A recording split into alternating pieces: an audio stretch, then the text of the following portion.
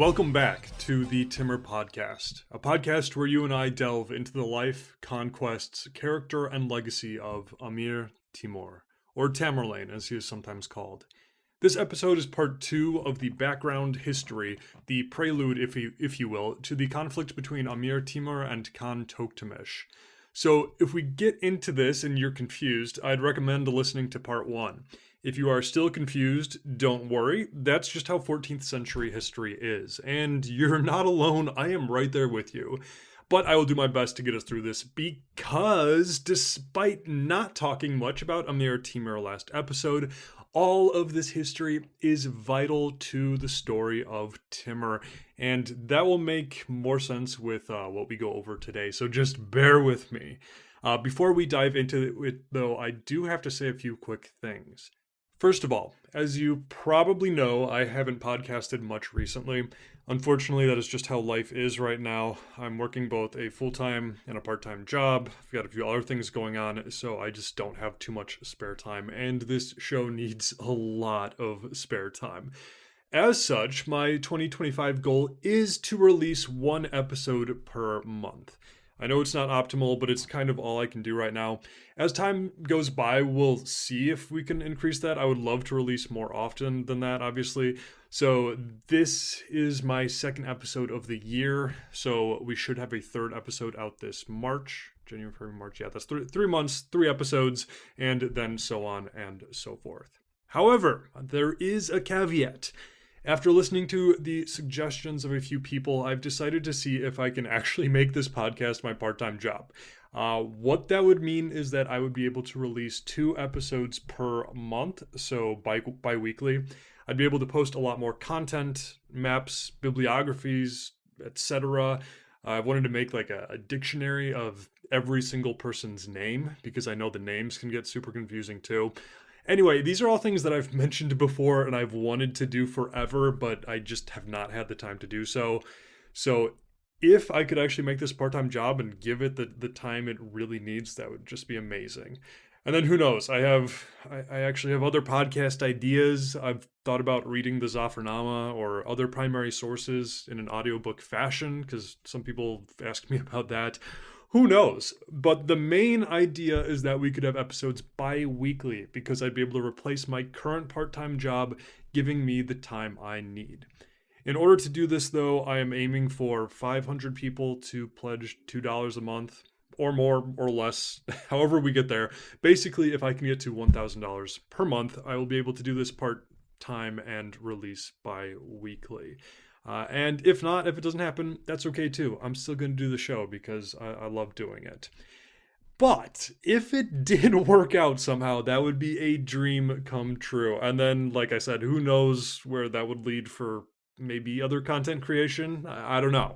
So if that is something that interests you, you can support the show at patreon.com/Timur Podcast, with Patreon being spelled Patreon. It's really simple to sign up and use. You can cancel anytime. Currency doesn't really matter. It's all done automatically. And I'm hoping to start posting there more too, with more content. We'll see when that happens, but that is another goal of mine. And then, speaking of, I have one more very important thing I need to say. You've already blown me away with all of your support and encouragement. I want to thank Ciara, Travis, Riley, Tanner, Robin, Trigva, Jacob, and Matt for becoming patrons in the last few days or the last few weeks. I didn't think anybody would, and then you crazy people did. So thank you all for doing that. And also, if for some reason I haven't done so already, I also want to thank Joseph, Jonathan, Mark, Guillermo 2620, Claire, Travis, Dan, Ty, Alberto, Dylan, Jeffrey, Matthew, Ian, Kevin, Lajagushka, I think, something like that. I'm so sorry if it's not. Rick, Ryan, Tara, and Eric for supporting me even before I asked. You guys have no idea how much that means to me. The fact that people enjoy this show, never mind want to donate to it, is just both humbling and incredible. So thank you all. And thank you all as well to everybody who has sent me encouragement, reached out, sent me pictures, asked me questions. It's been a rough few years, and those messages helped me get through life, pretty much. They helped me get through life's hardships. I kid you not. So thank you, everybody. We're all in this together, and you guys have just overwhelmed me with your support. And yeah, it's kind of crazy. Anyway, so now, come with me. Let's get back on the step. Several episodes ago, and our last episode, part 1, we talked briefly about the civil war within the Golden Horde. And I had mentioned a list of 3 things that a want-to-be Khan needed to do in order to reunite and rule the Golden Horde. First of all, you had to rule both the eastern and western halves of the Horde. Makes sense. You need both halves to make a whole. Secondly, you needed to be in control of, preferably crowned in, the city of Sarai, which was the old capital city of the Golden Horde. Great. But thirdly, maybe you'll recall, I said that you need to not lose your spot in the script. No, that's not it. I said that you have to deal with a guy called Mamai. What that means and who this guy was, we need to cover before we continue. That is the 3rd time I've lost myself in the script. I need to choose a different font. Papyrus is just not doing it for me anymore. No, I'm kidding. I use Time New Roman. I'm not a barbarian. Anyway, Mamai was a Mongol warrior living in the Golden Horde. It's estimated he was born maybe in the 1320s or so. Now, Mamai was not a descendant of Genghis Khan, so he could never claim the throne of the Golden Horde himself. But he was from an ancient and prestigious Mongol line and tribe, so he wasn't a nobody. And his father had been governor of Solkat, which was the most important Horde city in the Crimean Peninsula. The Crimean Peninsula has pretty much always been important in history, and now was no different. It was a trade hub center uniting northern and eastern Europe, the Byzantine Empire, the vast Mongol trade routes. Venice and Genoa had trade mercantile colonies here. It was an important place, so having influence there definitely mattered. Anyway, in 1359, it seems that the last Khan of the United Golden Horde, Berdi Beg, gave this governorship of Solkat to somebody else, instead of letting Mamai take his father's place. So Mamai gets angry and leaves the capital of Sarai, just storms out. Who knows what he's going to do? Maybe start a rebellion? Maybe join the Khan's enemies? Well, Khan Berdi Beg gets nervous, calls Mamai back, and gives him the prestigious title of Begler Beg, or Chief Amir, which basically means that Mamai can't be Khan, no, not with his lineage, but he can be in charge of running government under the Khan's leadership. And then at some point soon after, Mamai also marries the Khan's daughter. Our Rus sources also mention that they started receiving messengers directly from Mamai instead of the Khan. So obviously this instantly made Mamai one of the most important people on the entire steppe. Now you might be thinking, why didn't the Khan just kill Mamai for his little act of pouting? Again though, it is all a balancing act. Mamai is not a nobody. He knows the Crimean Peninsula. He's got relations with the Italian merchants there. The Crimean Mongol tribes like him a lot. Can you afford to jeopardize antagonizing or losing that?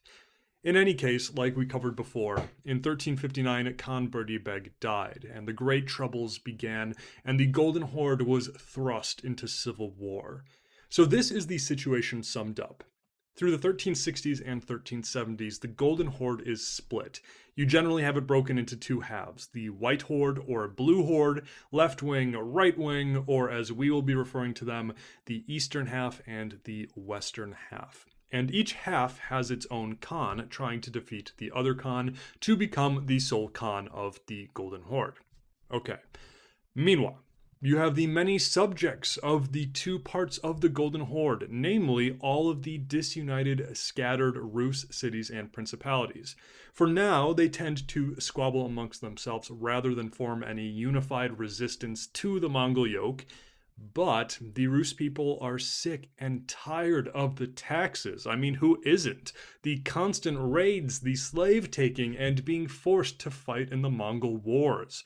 Moscow, especially with its new ambitious leader, Dmitry Ivanovich, really seems to be gathering speed. Meanwhile, the Grand Duchy of Lithuania is rising in the west, encroaching further and further into traditionally Mongol territory, even taking Kiev. Sarai, the capital of the Golden Horde, keeps being passed between different sides of the civil war. Things just don't look good anywhere in the Horde. And for this whole period, Mamai is stuck in the middle of the storm. He's got a decent power base in the Crimean Peninsula. The tribes are generally loyal to him, but remember, he cannot claim to be Khan himself. And kind of unfortunately, pretty much every primary source we have is super anti-Mamai. He is just painted in the worst possible light. And I get it. He probably killed and enslaved a countless amount of people, given his ongoing involvement in Mongol leadership. However, he is often painted as inept, and I don't think that's totally honest. He had so many things to balance, so many issues to deal with. I think he did all right with what he had. So here's what Mamai does. First of all, he pretty much uses his title, influence, and leverage to take over the western half of the Golden Horde. Now, he can't lead them, he can't be their Khan, but he can put a puppet Khan on the throne who acts on his behalf. And so he does this. And it goes sometimes well, and sometimes not so well, depending on who that puppet Khan is, because that in of itself is, of course, a balancing act. You don't want to place a puppet who is utterly incompetent, because then the eastern half could defeat them, reunite the Horde, and then as Mamai, you're up some Russian creek without a paddle. But at the same time, you don't want to place some brilliant and ambitious tactician on the throne, because then he may start to think he doesn't like being your puppet. So depending on the year and depending on the puppet, the western half is sometimes under the control of Mamai, sometimes not. And it's honestly just not worth getting into all the little politics of that right now, but for the most part, roughly, Mamai is able to keep this puppet Khan of the western half sort of under his thumb. Okay, so now let's deal with the pesky Italian merchants. Genoa, Venice, and Pisa all have significant trade and military presences on the Crimean Peninsula. And relations between the Italian merchants and the Mongols was always up and down. Sometimes the Khans gave them all sorts of freedoms to trade wherever they wanted without taxes, and sometimes the Mongols attacked and tried to take over the Italian colonies. So Mamai basically plays the Venetians and the Genoese against each other. They were each other's biggest competitors after all, and then he would ally or fight with both sides at different times depending on how strong they were. It appears as though he fought the Genoese a bit more, but also seems as though they were stronger allies when they were allies. Several sources say that Genoese soldiers actually fought in Mamai's armies on several occasions, and given that the Genoese were some of the most renowned and deadly crossbowmen in the entire world, pair that with Mongol cavalry, that is definitely a formidable host. Anyway, okay, for now then, the Italians are kind of in check. What about Lithuania? The Lithuanians are a huge threat to Mamai. We talked about the Battle of the Blue Waters in 1362, in which the Lithuanians soundly defeated the Mongols and ate up a significant portion of Mongol land, including the city of Kiev. Now, Mamai was not leading the Mongols here. These were the Mongols of the western half of the Horde, Mamai's allies/puppets. So no, Mamai hadn't lost, but it still wasn't good for him. And plus, when this battle happened, he was in the east, in Sarai, fighting against the eastern half of the Horde, and now he had to pack up, get his army back westwards as fast as possible, and check the Lithuanians from expanding further.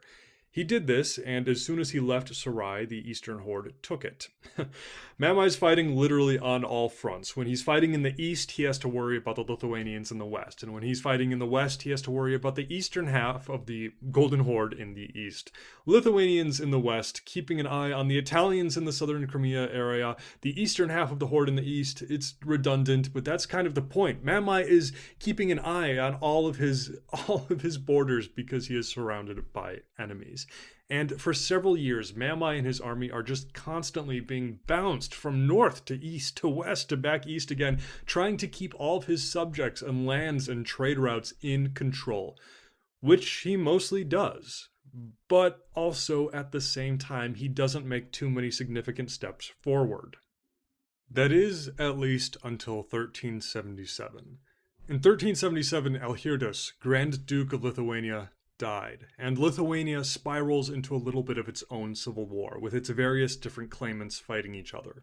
Long story short, Algirdas' son, Jogaila, comes to Mamai for support, and Mamai gives it to him, and Jogaila eventually takes power in both Lithuania and Poland. Which, that's a complicated structure we're not going to get into for now. Just for now, let's just say that Lithuania went from Mamai's biggest threat to arguably now his strongest ally. His western borders are somewhat safe for now. Okay, so last question for Mamai. The Rus princes. What on earth is Mamai going to do with the Rus? Honestly, the politics between Mamai and the various Rus states is so complicated and changes so frequently, we're just not going to get deep into it. But basically, he plays them against each other whenever he can. He supports some when he deems he needs to, he attacks and raids them when he wants to, and when Novgorod and Moscow made a defensive pact with one another against possible Mongol raids, Mamai raided all around their cities to show them that this was futile. But again, as he's doing that, he has to race back east to put down a rebellion, fight off the Eastern Horde, etc. And at some points, he does real well with the Rus princes. They'll help him put down rebellions, or they'll fight alongside him in his various wars. He'll maybe lower their tribute for a few years, help them out. It goes on and on. For example, the Principality of Tver was long an ally of Mamai because one of their biggest competitors and ancient rivals was Moscow. So the power struggle just goes back and forth, up and down. It's all over the place. Okay, so where are we now? The year is roughly 1378, and Moscow, led by its capable and ambitious Grand Prince Dmitry Ivanovich, stops paying tribute to their overlords, the western half of the Golden Horde, which was Mamai's allies. Dmitry felt that he had the strength and prestige to make this gamble, so now Moscow needs to be dealt with.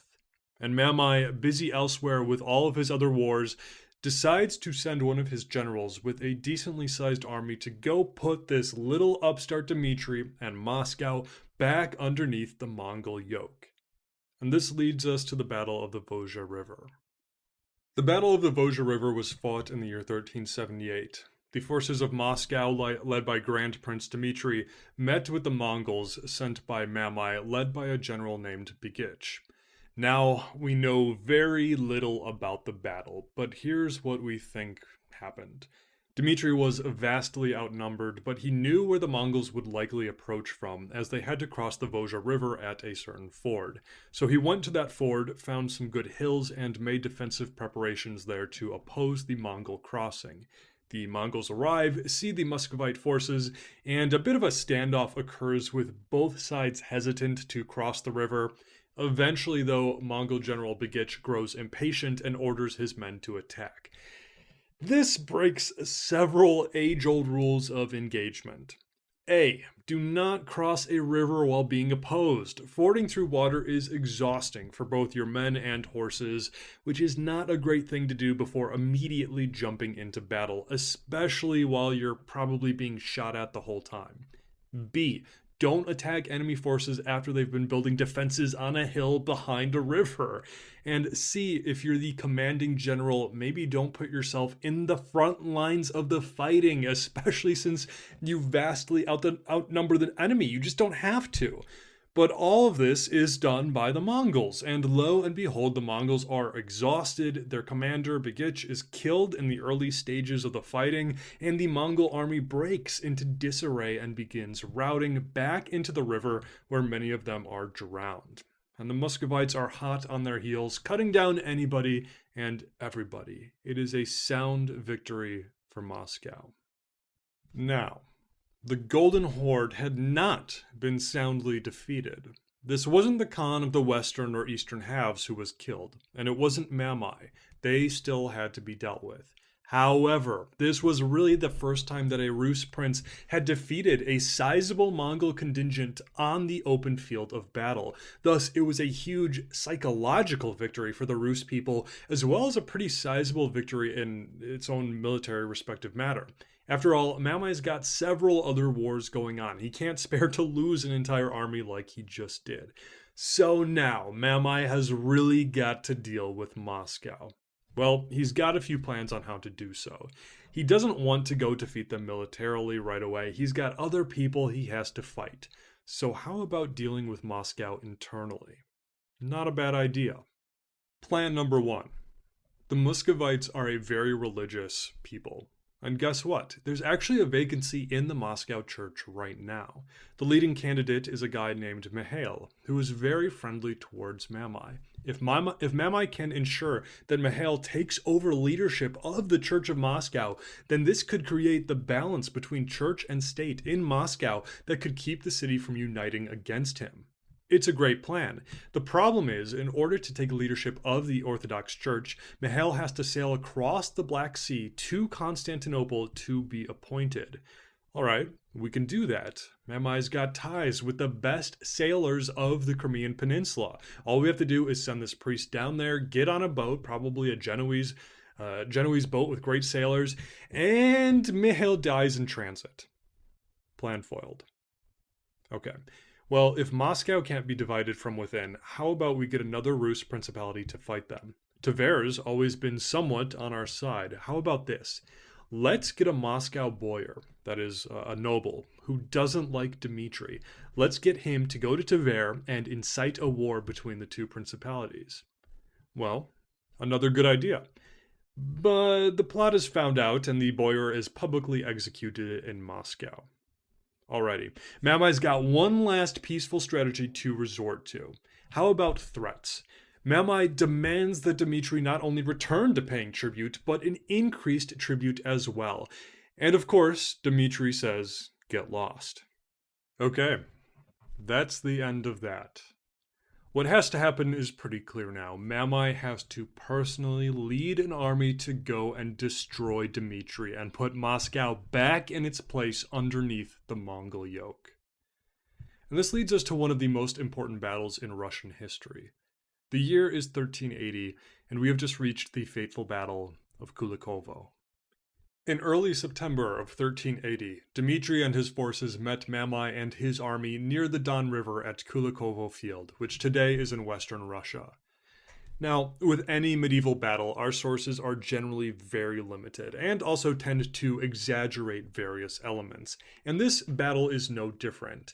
But also, well, there's just no easy way to say this, so I'm just going to be blunt.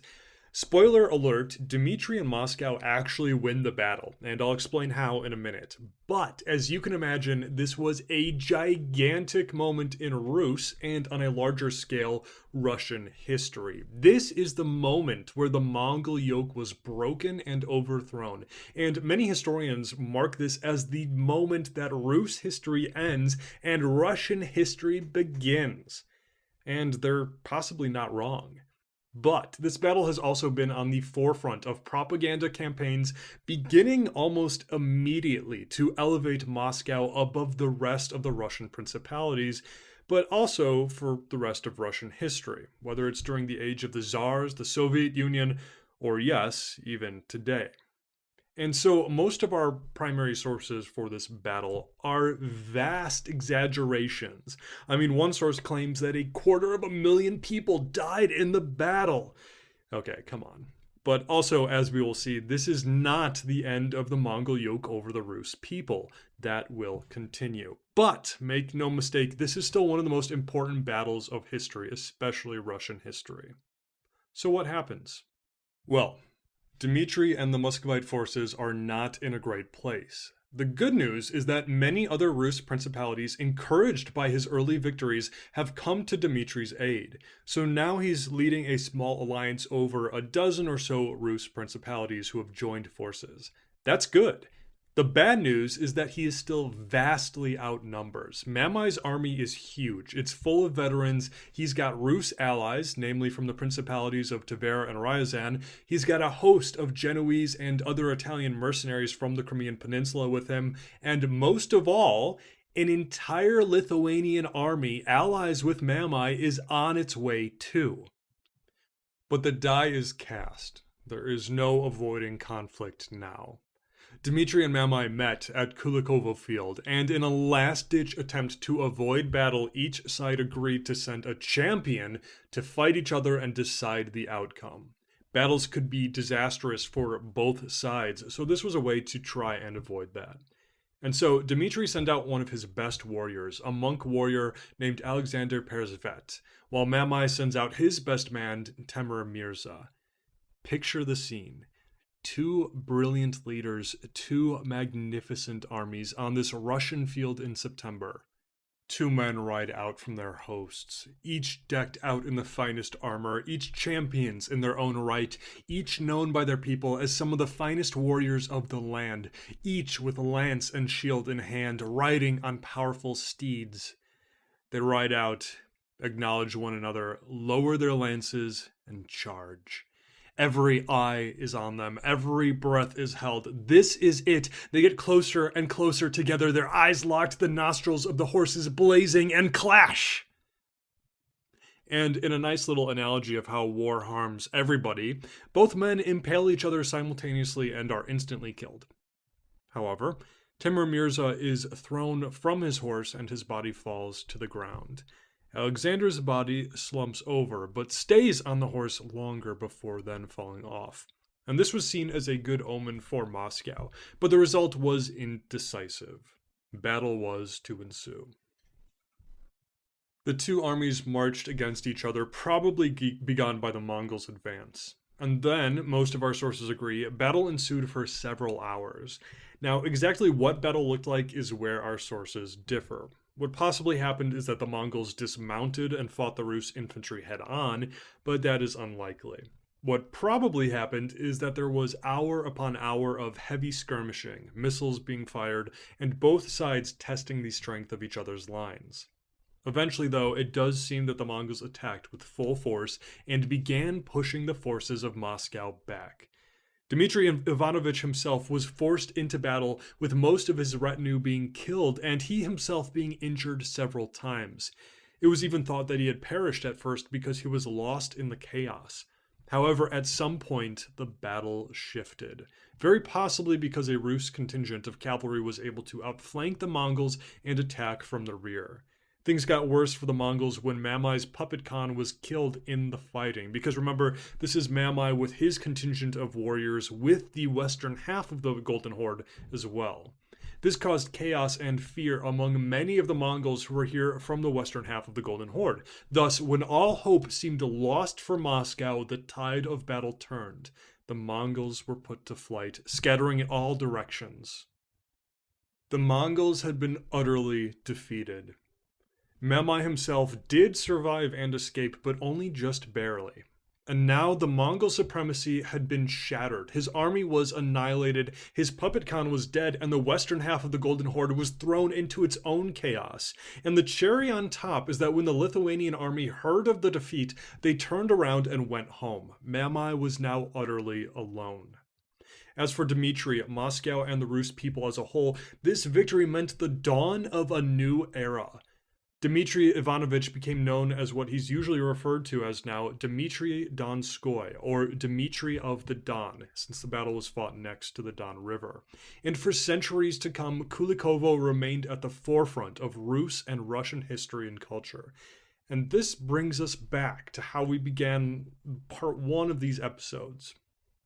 We don't need to be Orthodox Christians living under the Mongol yoke to hear and understand the excitement, the celebration in some of these works. These are reactions and emotions that are utterly human. The Zaydenshina is a long epic or poem that commemorates the battle. There is dissent as to when this epic was written, but probably somewhere between either 15 years after the battle to maybe 150 years after. Plus, there is obviously some bias within the words, both politically and religiously. But again, to understand what the Rus are feeling now, that doesn't really matter. You and I can feel the emotions. I'll skip around a bit with part of the poem, but here are some of my favorite parts. And then Prince Dmitry Ivanovich addressed his boyars. Fellow boyars and sons of boyars, this is not a banquet for drinking sweet Muscovite mead. This is not a court in which to win higher ranks. This is the place to win glory for your names. This is the place where an old man must act as a young man, and the young man must win glory. And it seemed that a falcon flew to the swift river Don, but it was not a falcon that flew beyond the swift Don. It was Prince Dmitry galloping with all of his regiments beyond the river. Banners flapped in the wind. Infidels fled with Russian cries of victory covering the field, their armor gleaming. Indeed, the tide turned, and the Russian regiments began to cut down the Mongols to pieces. The Tatars gnashed their teeth and clawed their faces in despair, saying, "Alas, brothers, we shall never escape to our land. We shall never again see our children or wives. We must kiss the damp earth. We shall never again campaign against Russia. We shall never again receive tribute from the Russian princes." O great princes of Russia, fight the enemy with your valorous army. Fight for the Russian land and the Christian faith. Fight against the infidel Emperor Mamai. And the infidels threw down their weapons and they bowed their heads to the Russian sword. And then later, after the battle, Dmitry gave a speech to his soldiers who had died. Fellow princes, boyars, and the sons of boyars, you have found peace everlasting here, between the Don and the Dnieper, on the prairie of Kulikovo. Here you gave your lives for the Holy Church, for the Russian land, and for the Christian faith. Forgive me, brethren, and give me your blessing for this life and for life everlasting. And to his brother Dmitry then said, "Let us go, my brother, back to Russian land, back to the glorious city of Moscow, and let us rule there on our throne, for we have won glory and generation eternal. Glory be to God." Another source that we have, entitled Orson, on the life of Prince Dmitry, probably completed not too long after Dmitry's death, says this about the battle. "And he met the Khan in the Mongol prairie on the river Don, and they clashed like blue clouds, and the weapons flashed like lightning on a day of rain, and the warriors fought hand to hand, and the blood flowed in the ravines, and the river Don flowed mixed with blood, and the Mongol heads rolled like stones, and the pagan bodies were cut down like oaks, and the angel of God saw many battles, and the angel helped the Christians, and many witnesses saw the angels helping the Christians, and God helped Grand Prince Dmitry Ivanovich and his kin, holy martyrs Boris and Gleb, and the accursed Mamai fled from the vision of his face, and so accursed Mamai ran into oblivion." The Novgorod Chronicle, another one of our sources, says this: "God terrified the sons of Hagar with an invisible might, and they turned their shoulders to wounds, and they were routed by the Christians, and some were struck down with weapons, and others were drowned in the river, a countless number of them. And this was because of our sins, that the aliens took up arms against us, that we might renounce our wrongdoings and hatred of our brethren. But God is merciful and man-loving. He is not angry with us utterly, and is not at enmity with us forever." Wow.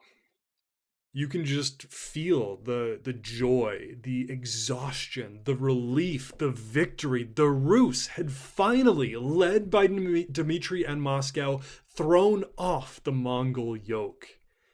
Could this be the beginning of something new, a united and free Rus people, led by Moscow, able to defend themselves from the continuous ravaging of the hordes? Well, as for Mamai, he was actually already working on a recovery plan. And you gotta hand it to the guy, he just never gives up. Because here's the thing.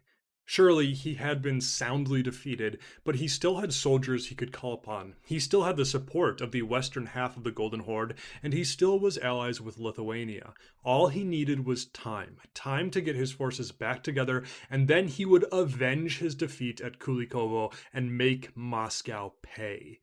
After all, Moscow had also suffered from the battle. Although victorious, they had lost thousands of men, dozens and dozens of important nobles, boyars. Even Dmitri himself almost died. Mamai knew that he could replenish his forces much faster than Moscow ever could. All he needed was a bit of time to ensure he could do just that. Unfortunately for Mamai, though, time was something he no longer had. Several episodes ago, we met a young man by the name of Tokhtamysh. While Mamai was busy running things in the Crimean Peninsula and western half of the Golden Horde, the eastern half was also busy. It was, of course, regularly fighting against the western half and Mamai, as well as also fighting various Rus principalities from time to time, but it was also fighting amongst itself, as everybody wanted a piece of that Khan pie. And if you'll remember, one of these claimants to the eastern half was Tokhtamysh. Tokhtamysh was young, ambitious, he was a direct descendant of Genghis Khan, and he wanted to rule the Golden Horde, but he knew he couldn't do it by himself. Thus, in the 1370s, Tokhtamysh found refuge in the south, with none other than Amir Timur, who himself was an aspiring ruler and conqueror. And several episodes ago, we saw that Timur welcomed and embraced Tokhtamysh, adopted him as his own son, showered him with gifts, gave him weapons and armies, and then sent him back to the Eastern Horde to win his throne. And each time, young Tokhtamysh was soundly defeated by Urus Khan, the Khan of the Eastern Horde. This happened several times, each time Tokhtamysh returning to Timur for help, and each time Timur giving him new men and new supplies that he needed. Finally, though, as we saw, with the direct intervention of Timur himself and the death of Urus Khan, Tokhtamysh was finally able to take the throne of the eastern half of the Golden Horde. This happened in 1378. So, if we pause and return to Amir Timur, who this podcast is supposedly about, by having Tokhtamysh as an ally, and maybe partially as a puppet, Timur gained a huge amount of influence. Now, not only did Timur establish himself in the former Chagatai Khanate, not only had he conquered half of the former Ilkhanate, but now he also had his own adopted son making a pretty hefty claim in the former Golden Horde. Slowly, but strategically, Timur was putting together the pieces of the Mongol Empire like nobody had done in 100 years. Now, hopefully Tokhtamysh wouldn't mess things up for him. It was a possibility. Tokhtamysh had kind of stolen the throne of the Eastern Horde, and that's only after losing like 4 times. Timur had to save his rear end every single time. Had Amir Timur made a mistake by throwing his support behind Tokhtamysh? Was Tokhtamysh actually a strong man, or was he a young, blind glass cannon whose own ambitions would lead him to destruction, and thus possibly bringing destruction to his supporter, Timur? Well, let's find out what happened. 1378. Tokhtamysh, now Khan Tokhtamysh, leader of the eastern half of the Golden Horde, is ready to take the Golden Horde for himself. But what are those 3 things he needs to do again? Number 1, he has to rule both the eastern half and the western half. He's halfway there. Number 2, he has to gain control of the capital of Sarai. He has not done this yet. And number 3, something has to be done with Mamai. And now there's actually a 4th thing that's been added. Number 4, what are you going to do about the rebellious Rus principalities, especially Moscow?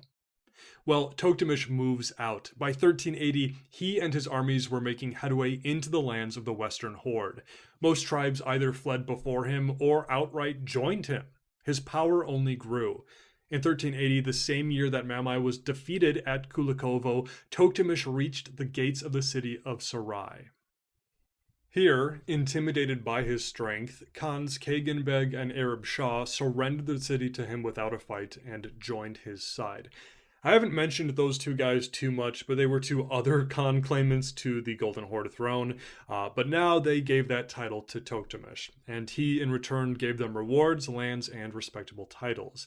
And just like that, in 2 years, Tokhtamysh is Khan of the Eastern Horde, most of the Western Horde, and he controls Sarai. So here, in Sarai in 1380, Tokhtamysh takes the title of Khan of the Golden Horde. After 21 years, the Golden Horde is united again.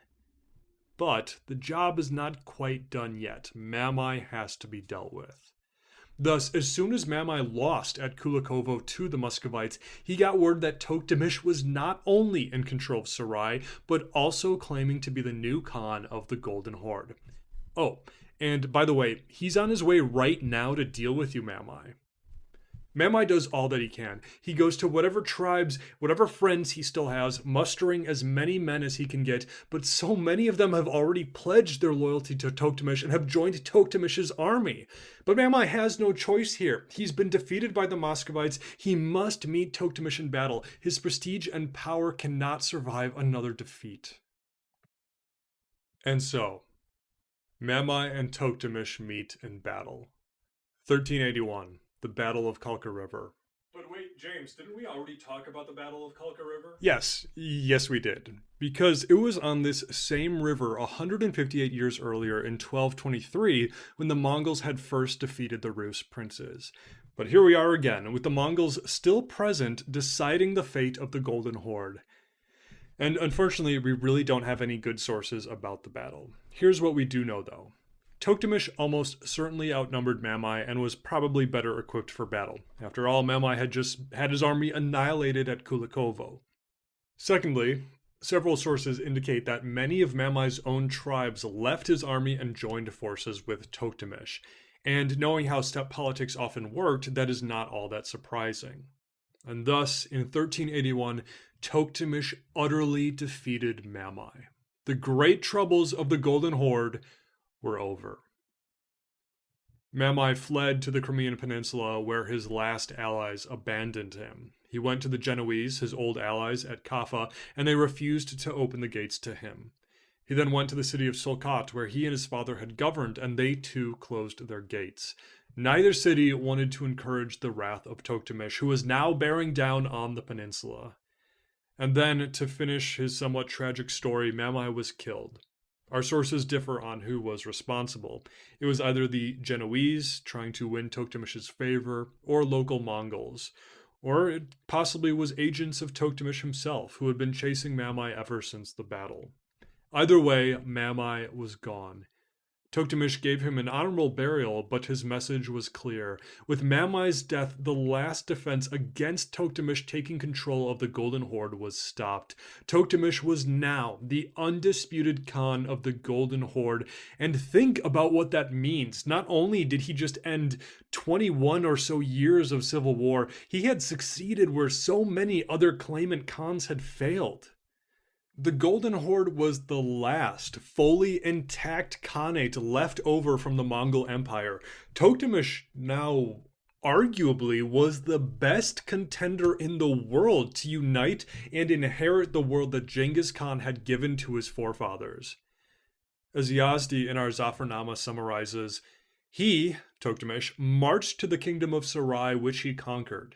His power increased so incredibly that through the good conduct which Timur had inspired him, all the kingdom of the north was rendered to him. But first, before any grand campaigns could be had, the question had to be answered: what do we do with the Rus, especially with Moscow? After all, Dmitry and Moscow were feeling pretty darn good about themselves right now, and dissent and whispers of rebellion were spreading like wildfire through all of the other Rus principalities. If Moscow could do it, why couldn't Ryazan, or Novgorod, or Tver? Thus, to test the waters of the Rus principalities, as well as reinstate his right as Khan, Khan Tokhtamysh sent word to all of the Rus leaders, informing them that their traditional tributes and taxes to the Golden Horde were expected, and there would be no more confusion as to whether or not the Rus should pay the Western Horde, or whether they should fight the Eastern Horde. There was but one horde now, and it was that of Tokhtamysh. However, these demands, the Rus had heard it before. Moscow had heard it before. Only a few years prior, Mamai had demanded Moscow give up her silver, her sons, her daughters. And how did Dmitry of the Don respond? By annihilating Mamai's army and undoing the Mongol yoke. So, what made this Tokhtamysh, this man who had only taken the throne for, a year now? What made him any different than the leagues of other petty Khans who the Rus had seen come and leave by the dozens? And so, Dmitry, a Grand Prince of Moscow, along with several other Rus principalities following Moscow's example, refused to pay Tokhtamysh his tribute. But this was probably somewhat expected by Tokhtamysh. There was likely only one answer to the question of the day, one that would be answered with blood and steel. Tokhtamysh assembled his army, the combined forces of the former eastern and western halves, as well as Mamai's men, and they all marched north. On the way, they killed Rus merchants, enslaved Rus farmers and peasants, seized any goods they came across, and sent a clear message that this was not a peaceful visit. As such, the Rus Grand Princes of Ryazan, Tver, and Suzdal, all powerful Rus princes in their own right, hurried to Tokhtamysh, bowed before him, promised the expected tribute, and joined their forces with him. Dmitry of Moscow, hearing of the storm that would soon crash upon his city, had to make a decision. Would he stay and lead the people of Moscow against the invaders, showing them that they would not be bullied back under the yoke?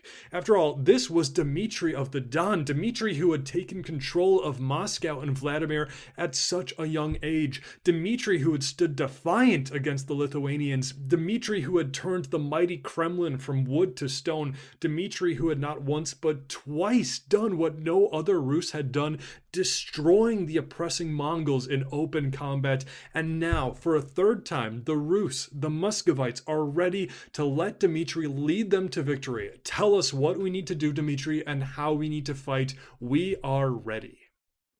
And Dmitry runs. He gathers all of his family, his mother, his wife, children, and other relatives he could find, and he just hightails it out of town as fast as he can, trying to get away as far and as fast as possible. And following Dmitry's example are going with him most of the other boyars, the nobles of Moscow, also just panic and pack up whatever they can. They get their families and they leave as fast as possible. Fear, confusion, the betrayal, chaos ensues in the streets of Moscow. One of our Rus sources on the event, called The Tale of the Invasion of Tokhtamysh, describes the scene with this. Among the Russian princes there was not unity, but distrust. The pious Prince Dmitry Donskoy came to an understanding and enlightenment, and after consideration became perplexed and lost in thought. Thereafter, he became afraid to take a stand against the Khan himself, and he did not go to battle against him, and did not raise his hands against the Khan, but went to his city Perslava, and from there past Rostov, and then, we'll say, hastily to Kostroma. The townspeople of Moscow were agitated and raged like drunkards. Some wanted to stay, shutting themselves up in the city, while others thought to flee. And a great strife broke out between those and others. Some with their belongings rushed to the city, while others fled from the city robbed. With how important Dmitry Ivanovich is to Rus and Russian history, and also how obviously important Moscow was and is, many of our sources, especially later sources, downplay Dmitry leaving. They'll say he went north to seek allies or to raise an army, but he certainly didn't abandon his people and flee. And there is some merit to this, maybe. He probably was looking for any allies he could find, and additionally, this was probably a wise decision for him personally. He knew that he wouldn't be shown any mercy if he was captured. His name, the symbol of him, was too important to the Rus to be ignored by the Mongols now, so it probably was a good idea to run. But make no mistake, he was fleeing for his life. But what choice did he have? I mean, I like how the Novgorod Chronicle puts it. It doesn't hide the fact that he was terrified and running away, but then it asks us this, the reader. It says this. And who of us, my brothers, who would not be terrified by this, seeing such confusion in the Russian land? So was Dmitry a coward? Was he abandoning his own people? Was he doing the wise and practical thing? Maybe a little bit of all of the above. But regardless now, Moscow was left in a storm of confusion, no clear leadership, and thoroughly, utterly doomed. After burning and destroying all the surrounding lands and villages, the united horde of Tokhtamysh, the united horde, the Golden Horde, reached Moscow in August of 1382. The siege of Moscow began. For 3 days, there was fierce fighting between the attackers and the defenders. Interestingly enough, several accounts claim that there were early firearms used at the battle, which would mean this is one of the first battles in European history where firearms were employed. In any case, on the 4th day, the Mongols gained access to the city. Our sources generally agree that this was done through some sort of deceit, tricking the citizens into opening the gates under false pretenses of mercy, but we don't know for certain, and that could very well be propaganda added later to kind of minimize the undoing of the city. What we do know, though, is that there was no mercy to be had. The Mongols rode in, butchering, pillaging, and enslaving everything and everyone in the city. The author of the tale of Tokhtamysh's campaign against Mongol laments the situation with the following. Up till then, Moscow had been for all a great city, a wondrous city, a populous city, with many people, many lords, and all manners of riches, and its appearance changed in a single hour when it was captured, sacked, and burnt. There was nothing on which to look, only earth and dust and remains and ashes, and so many dead bodies, and the holy churches stood in ruins, as if orphaned, as if widowed. The Rus, yearning for freedom, any notion of a united Rus people, any idea that the Mongol yoke had been shaken, was shattered. Tokhtamysh proved to the world in that very hour that the Golden Horde, yes, it had gone through years of civil war and weakness, but now it had returned in all of its strength. To illustrate this point further, Tokhtamysh continued on, sacking several other towns in the area and even destroying Ryazan, a Rus city that had previously submitted to him. As such, most of the other Rus cities hurried to the court of the Khan and agreed to the Mongol yoke again. Tokhtamysh received them with acceptance, but increased the demanded tribute as a punishment. As for Dmitry, mercy was actually eventually shown to him as well. He submitted to Tokhtamysh, agreed to the increased tribute, and was allowed to retain leadership over his holdings, allowed to start the rebuilding of Moscow, but as a servant to Tokhtamysh. As an extra precaution as well, Dmitry's son Vasily was taken as a hostage to be raised in Tokhtamysh's court. The Rus were utterly defeated. The Horde was reunited, and Tokhtamysh was rebuilding the Mongol world from the ashes of the Khanates. Historian René Grousset ends one of his chapters, the chapter of the Golden Horde. He ends it with this summary and then hints as to what comes next. He says this: by an unexpected recovery, Tokhtamysh had completely restored the power of the Golden Horde. The union of the white and blue hordes and the annihilation of Moscow made him a new Batu, a new Berk. His recovery had the greater impact in that by now, the Genghis Khanates had been driven out of China, eliminated from Persia, and annihilated in Turkestan. Alone of that illustrious family, Tokhtamysh stood firm. As the restorer of Mongol greatness, he felt himself naturally enough called upon to follow in the footsteps of his ancestor, Genghis Khan. And it was no doubt with this in his mind that he set about the reconquest of Transoxiana and Persia. 20 years earlier, amid the anarchy then prevailing in those lands, he might well have succeeded. But for some years now, Transoxiana and Persia had been the property of a leader of the first magnitude, the very man indeed who had helped Tokhtamysh to rise, Tamerlane. There's a quote attributed to Ottoman Caliph Selim I, who ruled many years later, but I love the quote, and it's very accurate to pretty much any point in history. It is simply: a carpet is large enough to accommodate 2 Sufis, but even the whole world is not large enough for 2 kings. And true enough, the world was not large enough for both Amir Timur and Khan Tokhtamysh. Despite being adopted family, despite being allies, despite both being great men, only one of them could claim to be the true legacy of the Mongols, the restorer of the Khanates, and more directly, ruler of the Caucasus, the area between the Black and Caspian Seas. We last left Amir Timur after his successful campaigns in Mazandaran, as well as the capture of the city of Sultaniya. Timur now had the old capital of the former Ilkhanate, as well as a good chunk of the former Ilkhanate lands under his control. There's a problem, though. This brought Timur's borders into the Caucasus, and this meant that A, Timur now had new neighbors, namely the Jalayird Sultanate of Baghdad, whose territory stretched up into Azerbaijan, and the mighty city of Tabriz, as well as the Christian kingdom of Georgia, and we'll hear more about them later. But secondly, and more importantly, the Caucasus have often been a territory between borders of mighty empires, and thus often battleground territory that is always being fought over.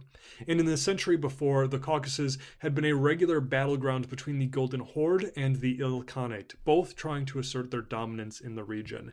And now the Golden Horde was back under firm leadership, united behind Tokhtamysh, and while the Ilkhanate was gone, half of its land was under the control of Timur. And thus, in the year 1385, Khan Tokhtamysh of the Golden Horde sent a message to the Caucasus, to the world, and to Timur himself. An army of the Golden Horde, tens of thousands strong, crossed through the Caucasus Mountains and into Georgia and Azerbaijan, pillaging, slaving, and raiding anything in their way. That same year, they reached the important city of Tabriz, which Marco Polo had called the most splendid city in the area. The warriors of the Golden Horde stormed the city, looted it, and killed or enslaved many of its inhabitants. That same year, they reached the important city of Tabriz, which a few decades earlier Marco Polo had called the most splendid city in the area. The warriors of the Golden Horde stormed the city, looted it, and killed or enslaved many of the inhabitants. Amir Wali and Jalayir Sultan Ahmad had tried to hold the city but were unable to. Both men had to flee south and only barely escaped. Thus, with their mission completed, the Horde then returned north to the steppe. Now, Tabriz, the Caucasus, and Azerbaijan had not been conquered by Timur. Timur had not claimed them, but this was a message saying that Khan Tokhtamysh was not content with just the traditional lands of the Golden Horde. He also was making claims to the traditionally disputed territory of the Golden Horde, namely here in the Caucasus. And honestly, why shouldn't he? This was Khan Tokhtamysh of the Golden Horde. Could Mamai stand in his way? Could Moscow? Could Tabriz? Could Timur? I love how historian René Grousset captures this very thought. He says this: "These triumphs in Russia turned his head. What was Tamerlane, this upstart Turk without a past, without any well-defined lawful tile, compared to himself, the true son of the Genghis Khanate line?" And so, the challenge was made. Would Amir Timur respond, and if so, how? The Zafarnama tells us this: "But at length the army of Tokhtamysh Khan, being numerous than that of the besieged, made itself master of Tabriz. The Khan's army pillaged the place and exercised all imaginable cruelties and abominations. The desolation was universal, and all the riches, treasures, and rarities which had been amassed there during a great many years were consumed in less than 6 days in this dreadful pillage. After the army had entirely seized the booty and bound all the slaves, it returned before the winter was past by the way it came. The Emperor Timur, having been told of this devastation, was disgusted at the violence and tyranny which had been exercised against the fellow Muslims, and so he resolved to conquer the remainder of the kingdoms of Persia." Thus, in 1386, Amir Timur and his vast armies again marched westwards.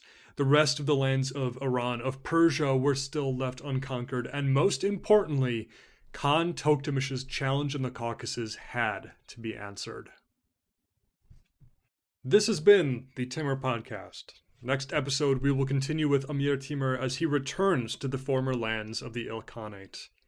If you want to reach out to me for any reason, you can email me at timurpodcast@gmail.com or follow the show on Facebook or X at Timur Podcast. If you want to support the show and help me reach that goal of quitting my current second job, you can do so at patreon.com/TimurPodcast. Thank you for supporting me, for enjoying the show, and for listening. I will see you back on the steps soon, right here on the Timur Podcast.